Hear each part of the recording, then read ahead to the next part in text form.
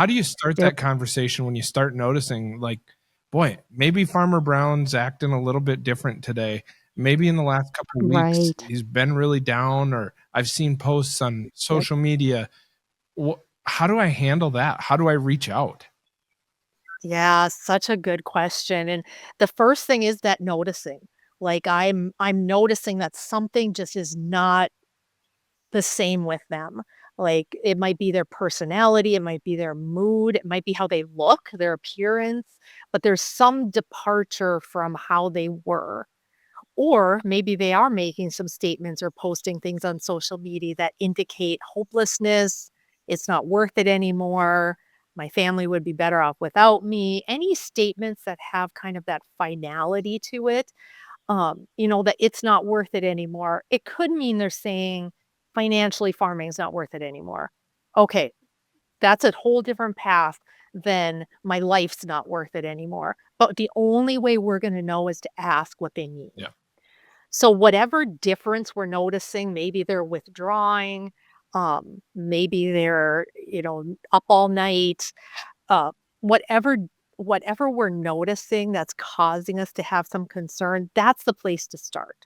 So, like, I would go to somebody and say, "Hey, I've noticed that, you haven't been in church for a couple months, and I know there's a lot of stress on the farm right now, and I'm checking in. Are you doing okay? How are you? Let's go out and go for a drive or go watch the game or go get a coffee or whatever." But that reaching out is so incredibly important. Mm, absolutely. And, I think that, correct me if I'm wrong, but we need a two-way street there where, everyone needs to be okay admitting, like, hey, I am having a little bit of a tough time. Is that a Yep. accurate assessment there? Yeah, but sometimes just by virtue of their behavior, that's their admission, right? Like verbally, they may not be saying, I'm really struggling, but we're seeing it. We may be seeing the signs, the frustration, the mood changes, the sleeplessness. And so that in essence is them saying it. Mhm. And so sometimes people aren't going to want to talk about it. We can still reach out. We can still check in. If they're not reciprocating, okay, just know I'm thinking about you. I'm probably going to keep checking in. Here's some resources. If you do feel like calling somebody, you can text me anytime, and just don't stop there. Don't give up. Keep checking in, keep touching base. It doesn't have to be even to talk about the problem. It can be like, "Hey, let's go watch the game together. Let's go fishing. Well, this is North Dakota, probably not a lot of fishing out there, but just kidding. Yeah. But you get what I'm saying. Yeah. It's like you don't have to have a mini counseling session with the person. Right. It's just about being together and engaging them to go do something or, spend time together. Yeah, absolutely. And so the third segment I wanted to touch on, this one's a really sticky one. And it's really Mhm. difficult because as a grain buyer through my career, or our agronomy team, we work very intimately with these farmers. It is our Yep. goal to make them as successful as possible. Our Yep. tagline at Horizon Resources is solutions for your success. So that is our ultimate goal, is for success to be on the farm. Yep. Now, when we see a time like this where markets are out of our control, we cannot make the Mhm. grain prices go higher. We can't make fertilizer prices come lower. If we could, that would be Yep. great. I always have said it's more fun buying $10 wheat than it is buying $5 wheat, because everyone's just a little bit happier. Yep. So that being said, we're working with these people on intimate basis. We know what farm health is. If I'm in industry, what do I Mhm. do? Because maybe I don't have the 100% personal relationship where we're gonna Yep. meet up for a coffee, but how can I help? How can I not overstep, still keep a professional relationship, but still offer some type of help? Yeah, that's such a good question because it really does depend on the level of relationship you have with the person, right? Like, I'm sure some of your folks have worked with the same family for many, many years, probably multiple generations, and so they know these people, where others are just coming into it, new people, new clients, new staff. So some of it is gonna depend on your relationship with the person and your comfort level, but there are just some basic things across the board. Obviously, the better you know the person, the better apt you are to know when something's changing, when they're not doing okay. It could be that they're canceling meetings with you, that you've had, scheduled meetings and either they're not showing up or they're telling you, "Don't bother coming out," or "I got something else that came up." So if there's kind of this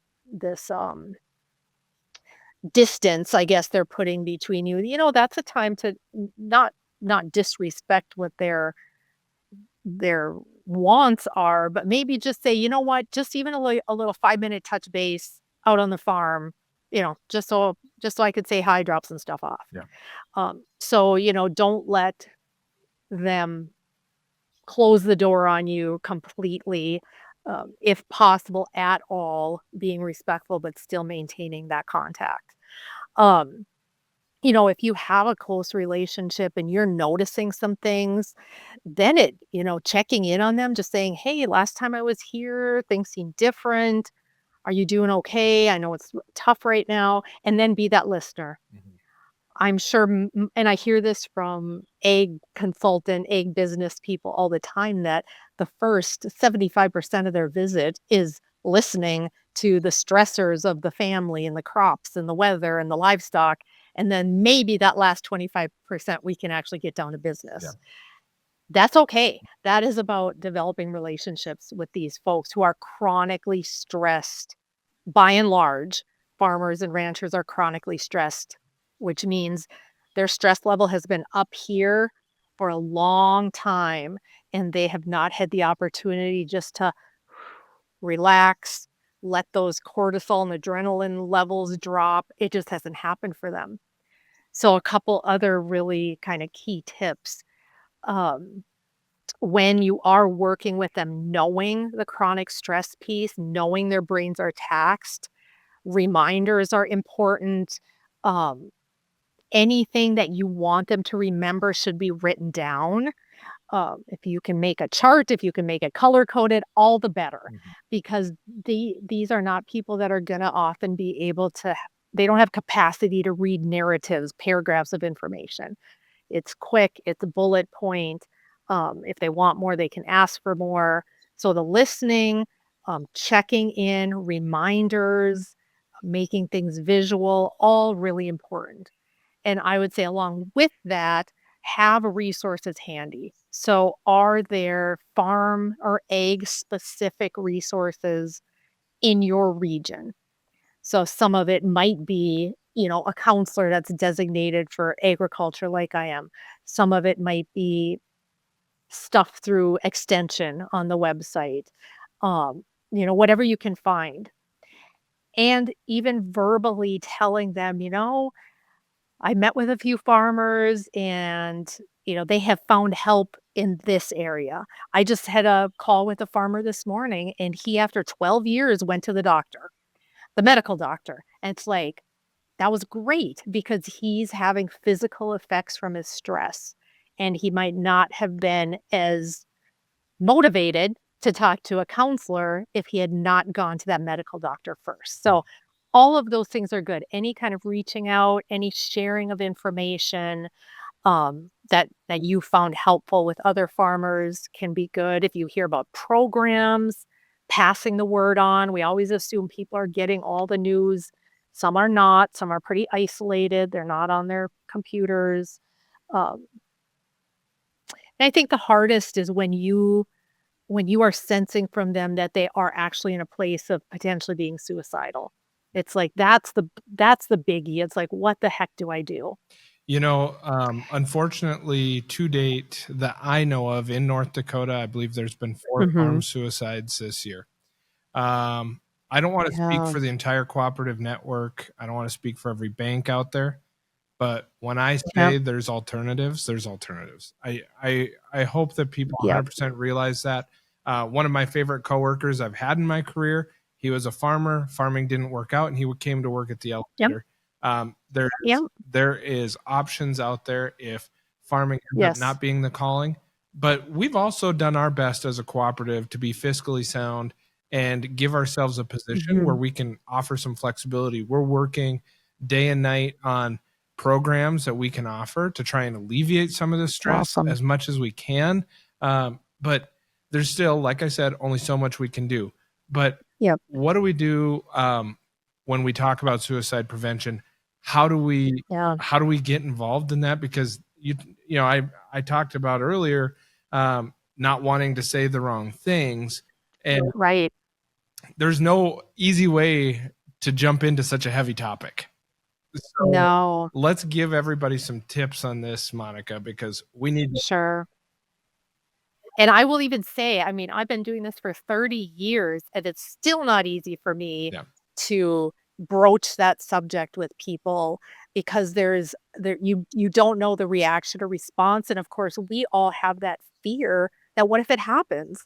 What if here we are communicating with someone that we either work with or we care about, and they actually make the decision to either attempt or actually end their life. So scary. I mean, no question about it. So it's, an easy, not easy, a plan that you can put in place. Um, we do this training called QPR, question, persuade, refer. And if anybody out there wants that training done, I'm happy to do it for you. We can do it virtually, we can do it in person, doesn't matter. Um, but it's 3 steps that when you are noticing some warning signs in someone, the first thing you do is just question them. You can say, "These are the things I've been noticing. Are you thinking about suicide?" Mm. And if they indicate at all that they are, then the second step is persuade, and that's really a lot about listening, and exactly what you said is talking to them about that there is hope. Mm. Like, this is not how you're gonna feel forever. Even if hard decisions have to be made about the farm, that is not your life. Yeah. That is not as important as your life. So the persuade step is really getting them talking and giving them hopeful comments. Like, this is, we can work together to make things better. There are people that can help. I need you here tomorrow. Your family needs you here tomorrow. There are people that will walk with you through this. Mm. And then the final step is refer, and that's really that piece where we kinda have to do our homework ahead of time and find out, okay, if this person is feeling suicidal, the best way to say it to them is, "Will you let me help you get help? Like, will you let me make some calls? You don't have to do anything." And then we make some calls, bring them to where they need to go, whether it's a hospital emergency department. We're pretty rural. And so sometimes the best option we have is 988, which is the suicide and crisis lifeline nationwide. You'll be connected with someone who can help. You can text, call, or chat like online. Um, you can also ask them like, who else can we get here? Is there an adult child? Is there a spouse? Is there a close friend? Like, let's get some other people involved here because we need to make sure you live. Yeah. Like, there's no options here. We need to make sure that you live. And so, hard conversation to have. Those 3 steps can definitely help guide the conversation. Not unusual for people to say, "No, I wouldn't do that," and you not believe them. Keep them talking. Yeah. Keep talking. Tell them you're gonna check in. Get assurance from them that they're gonna be there tomorrow when you call or text to check in. Yeah. So, yeah, some strategies. Well, like you said, it's not an easy topic to bring up, because this was one of the main reasons I reached out to you, was to talk about this topic. And I Yep, still have sweaty palms. I'm nervous about talking yep, about it. It was a little yeah, uncomfortable to even bring it up. And we're not even in that type of conversation right now, just to even get close to that conversation. So right, this is not an easy thing, right, and I think the main thing to realize is we want to see all of our patrons, we want to see all of their spouses for a yep, long, long time, all their family members. yep, We want them to be here with us. And so, Yes. use that 988 line if you've had any bad thoughts. The thing about 988 is it's a suicide and crisis lifeline. So people can call, like if you're sitting in the combine and you're having some panic or anxiety and you just need a neutral person to talk it through with, call or text 988. Yeah. So it doesn't have to be about suicide. It can absolutely be any type of crisis Yeah. situation. And they can also help connect you to a more local resource too. Great.